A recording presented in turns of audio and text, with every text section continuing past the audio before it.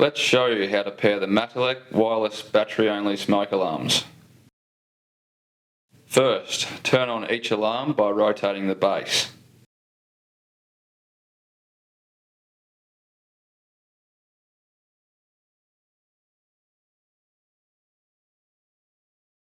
To ensure the alarms are operating correctly, press and hold the control button until each alarm chirps.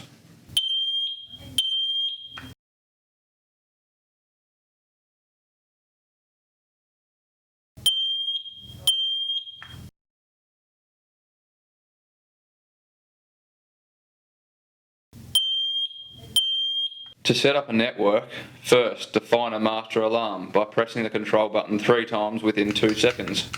The LED will turn red, then blue, as it sets up the network.